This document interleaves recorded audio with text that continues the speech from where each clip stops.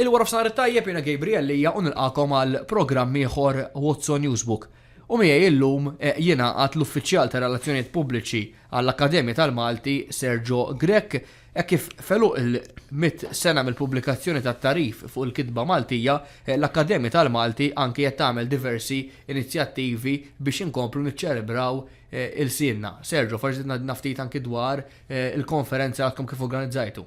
Mela, insellim le Gabriel u nsellem lil dawk li din iseguna. Mela, kif għadt inti tajjeb ħafna. Din is-sena qegħdin infakru il-100 sena minn mindu l-ewwel imsebħbin tal-Akkademja tal-Malti dak iż-żmien li kienet magħrufa bħala l-Għaqda tal-Kittieba tal-Malti. Kienet ippubblikat dan it-tarif fuq il-kitba Maltija. X'kien dan it-tarif?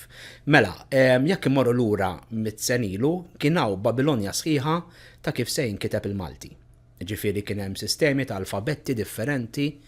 Kien hemm saħansitra min anke ħallat l-alfabet Latin ma dak Arbi, ġifieri kien hawn konfużjoni minn kollox kien hawn. Ġifieri jekk inti tara pereżempju hemm ktieb ta' Marisa Farrugia jidhirli, tista' tara l-istorja kollha ta' din il-kokofanija insomma, ġifieri għaliex ovvjament tinsiex din nitkellmu fuq żmien li l-Malti għadu kważi mingħajr letteratura. Ovvjament kienu anki żminijiet l-ewwel president tal-Akkademja kien Giuseppe Muscat Zoppardi, ġifieri għadna fi żmien ir-romanzi storiċi, romantiċi, kien għadu żmien meta kellek ir-romanzi bil-faxxikli, ħafna romanzi gotiċi li forsi mhux dejjem inqisuhom ta' valur letterarju. Fil-fatt min għandu minnhom dal-kodba jibda jinnota li l-alfabet huwa differenti. Differenti minn dak. Jiġifieri ħafna drabi u xi jitri li bħal Ġermaniż ikollhom il-puntini fuqhom, ġifieri kien hemm. U l-Akkademja l-ewwel fil-fatt fl-ewwel laqgħa tagħhom dawn l-ewwel imsebħin kien hemm anki Dunkarm fl-Akkademja u nies oħrajn, daw iddeċidew li jwaffqu kummissjoni biex din il-kummissjoni toħloq dak l-alfabet fil-verità li għandna llum. Tajjeb, ġifieri dak da żmien kollu.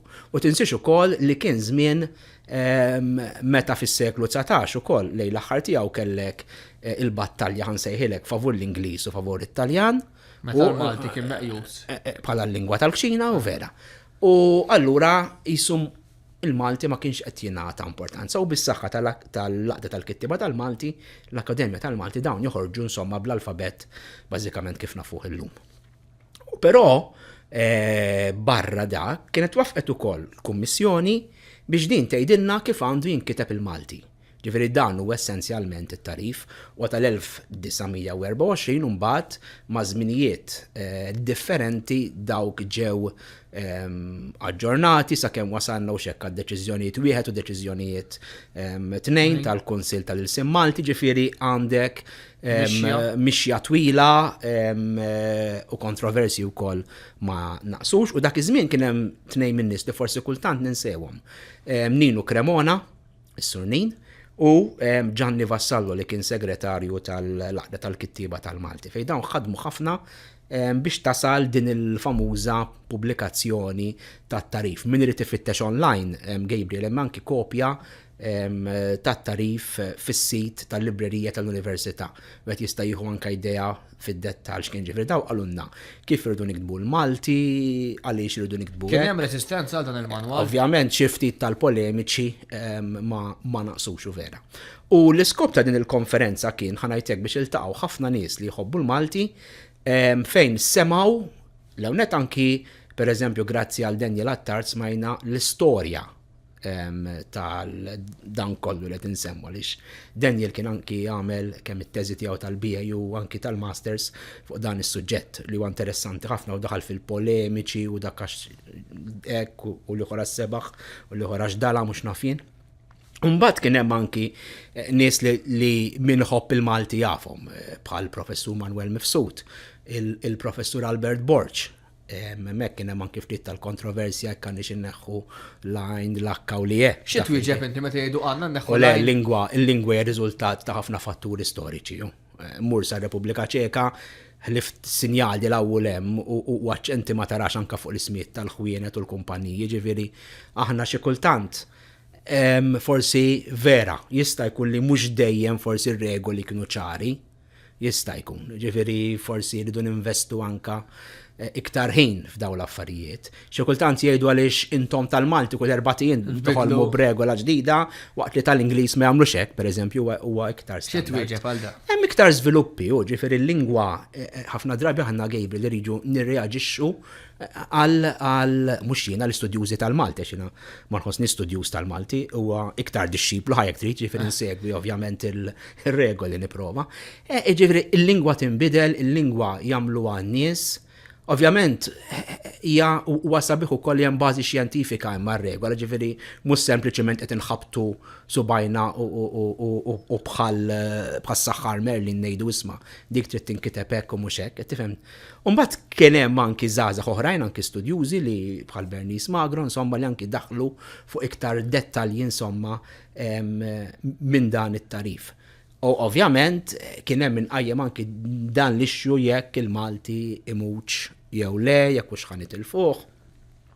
Aw ħafna sensittività bħalissa anke fis-soċjetà li jiena nħoss huwa moviment pożittiv minkejja kollox, jiġifieri Il-fatt li qed nistaqsu nitkellmu. Il-fatt li qegħdin nitkellmu dwarha din, jiġifieri hemm bżonn naħseb iktar anki, sa din qed ngħidha jiena bħala Sergio Grek, iktar anki leġiżlazzjonijiet fis-sens li jekk xi ħadd ġej Malta, ġej jaħdem Malta iva irid ikun jaf il-lingwa kif jien irid naf il-lingwa jekk imur il-Ġermanja, Franza jew postijiet oħrajn.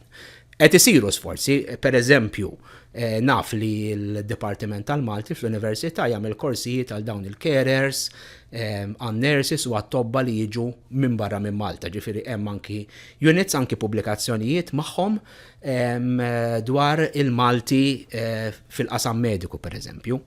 Issa fil-verità dawn meta inti tiltaqa' magħhom fl-isptar. Qegħdin jagħmlu użu mill-Malti jew inkella jien naf tmur l-emerġenza u tipprova tifhem dan xi toroq qed jgħidlek għaliex ma tkunx dejjem fuq l-istess paġna u xi kultant anke tkun diffiċli. X'hawn min ma jgħax bl-Ingliż irridu naċċettawha, ġifieri dinha mhix kwistjoni għaliex aħna fissati li kulħadd irid jitkellem bil-Malti. Jew inkella xi jgħidulek għax imma l-Kostituzzjoni veru, l-Kostituzzjoni semmu ħafna l-Kostituzzjoni. Imma ħafna drabi qed nużawha bħala skuża. U vera x'ukoll il-Kostituzzjoni tgħidlek fejn għandna diskrepanza fil-lingwi fil-liġi rridu mmorru għal Malti jekk l-interpretazzjoni Ingliża mhux qed nifhmuha. Jiġifieri ċerti realtajiet hawn min ma tallimx Ingliż biżżejjed, jiġifieri hija realtà.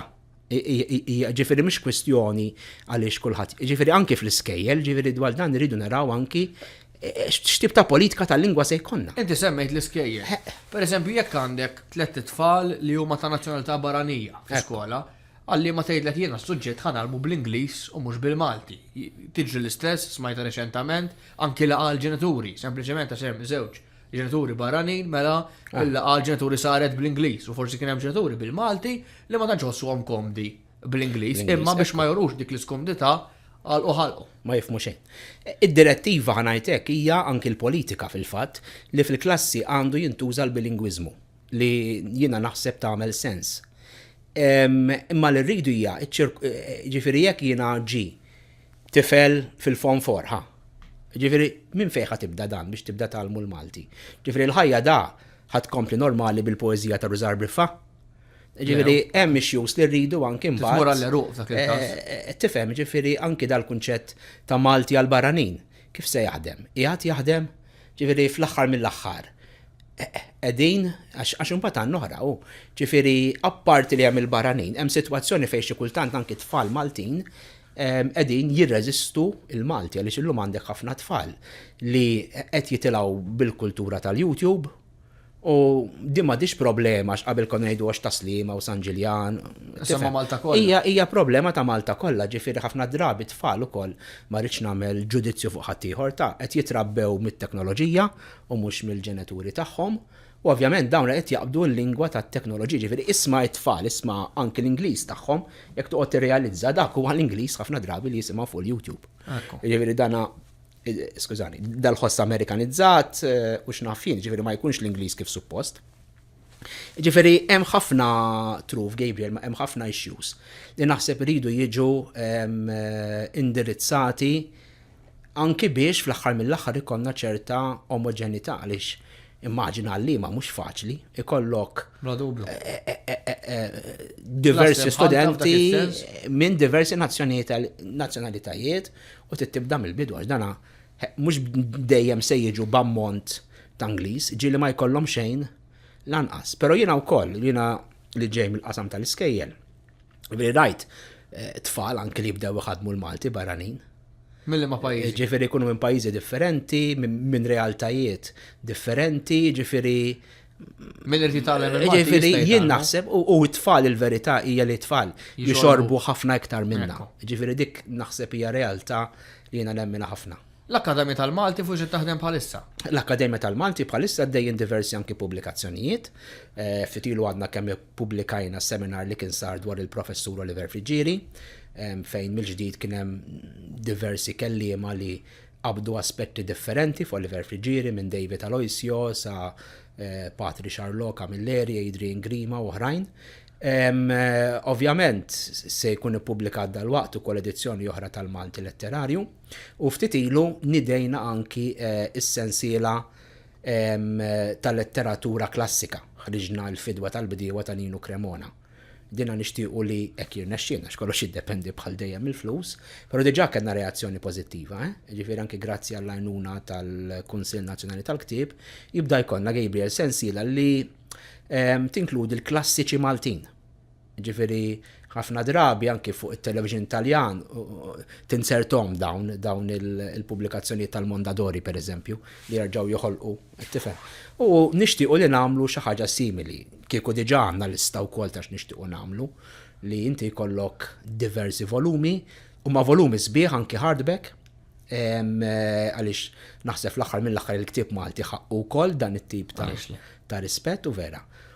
U hija waħda mill-proġetti insomma li qegħdin naħdmu fuqha. Hemm diversi proġetti, ġifieri ħafna drabi li jiġri aħna bħal qdiet oħrajn aħna volontarji, ovvjament kulħadd filgħodu jkollu l-ħajja tiegħu, kulħadd filgħodu jkollu x-xogħol tiegħu. Imma hemm ħafna riedda tajba insomma li Il-Malti jibqa' ħaj u b'saħħtu. Jiena m'għandix dubju ta' ġifieri ħafna drabi, ovvjament mhux se nżommuh l-istudjużi ħaj, imma ħajżommuh in-nies stess għaliex. U bħalmat l-ewwel, ġifieri il-fatt li n-nies din jinkwetaw jien naħseb huwa anki sinjal tajjeb. Sergio Grek, uffiċjali relazzjoni pubbliċi tal-Akkademja tal-Malti, grazzi. Grazzi lilek. Tat-tarif li samt magħna kellna diskussjoni interessanti ħafna dwar dak li kien il-Malti fil-passat, dak li hu fil-preżent u anki ħarisna wkoll forsi xi ftit lejn il-futur nawgura lilek u l-kumplament tal-membri u dak kollha li jaħdmu bris l-sin Malti. Jiena Gabriel Lija u nirringrazzjak li segwejt edizzjoni oħra ta' dan il-programm What's on Newsbook. Insellimlek.